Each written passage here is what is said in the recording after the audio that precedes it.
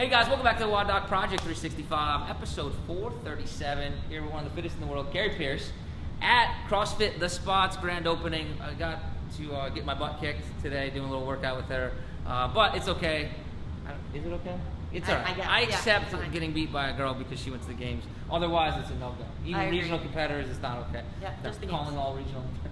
All the girls are gonna come kick my butt now. Anyway, what we've been talking about recently is pistol progressions. Once we went through those pistol progressions, we talked about the mobility screen for the pistol and how important that was, because we need to earn the right to be in the position to do the movement. If not, repetitive strain is going to lead to injury, right? So we said that screen for that is to keep our feet together, knees together, and we're going to go down into that full squat, keeping our knees together over top of our chest, because that replicates the pistol, and having our heels onto the ground right here. So we want our heels flat, we want our knees together.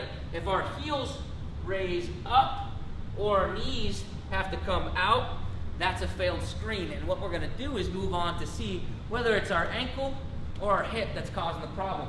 Now, yesterday what we talked about was, we said, okay, is it an ankle problem? And the way that we were able to check that is we were laying our chest over top of our thigh and then trying to drag our knee crease over top of our toe. And we said that to pass this test, if our knee crease got over top of our toe and our heel never raised up, that was probably not an ankle problem. But if it did, it probably was an ankle problem. Now, we're going to diversify, or we're going to further clarify this as we go on. If I'm able to come down like this, and then my toe comes up like such, okay, and I leave that, if I slack that posterior region, that posterior hip complex, all right, and my heel comes back down, we can pretty much guarantee we have some type of stuff going on at the hip, right? Because if I lean forward and the knee and the heel comes up, right, that's not necessarily the ankle that's being affected, but it's the slack that's getting gathered from the hip. So I hope that makes sense. If it does,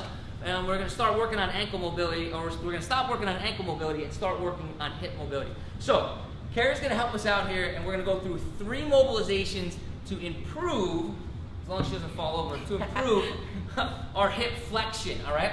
When we care about terminal flexion, what we need is a bit of rotation, because it's a coupled motion. We can't just get pure hip flexion without working on our rotation, because it rotates, the ball rotates in the socket. So we have our modified pigeon, all right, or some people call it a butterfly stretch, whichever one you want.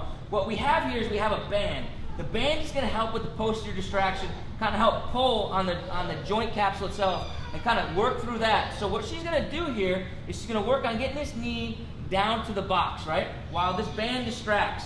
What I want you guys to pay attention on is a lot of people who have trouble getting into this, you can slack this area by bending your knee, okay? And then what you do is you gather slack by leaning down. Not with your back, but keep that back flat. There you go. Try to draw your belly button towards your thigh rather than your back towards your thigh. Right, perfect.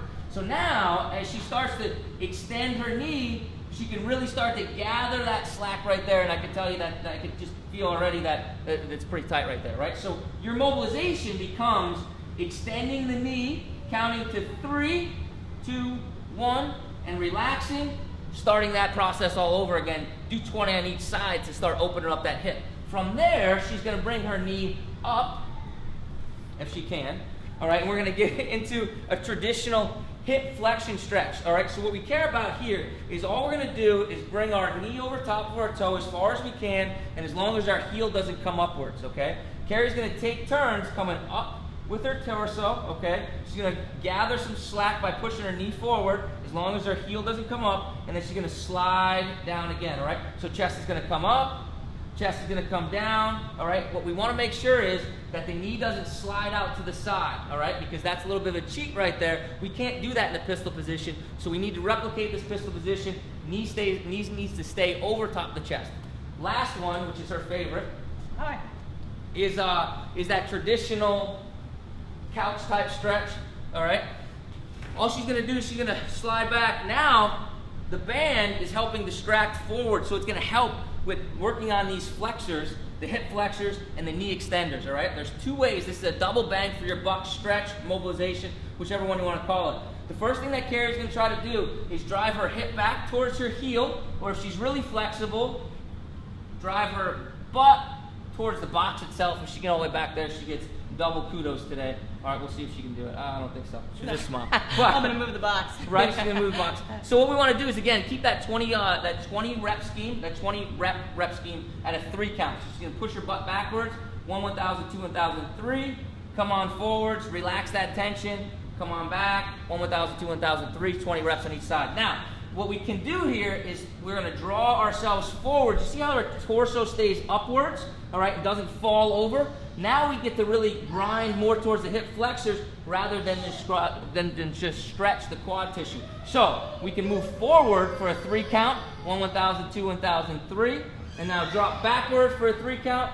1, 1,000, 2, 1,000, 3. Get a double bang for a buck. Now we got the complete hip. We're working on rotation, terminal hip flexion, and the knee extensors and hip flexors all at the same time. This is what we would do to start working and gathering hip flexion. All right, our test retest is the same from yesterday. We get ourselves back into that position, all right, and we try to see if we can lay our chest over top of our thigh and drive that knee and that knee crease over top of the toe. Okay, if we can do that and we improved on that, we're making the right progress. Guys, I hope this helps you out. Kari, thank you so much. You're welcome. Hugs to girls, all right? Yay! Guys, thank you guys so much. CrossFit Spot, thank you guys so much. Until tomorrow, we're optimizing function to optimize performance.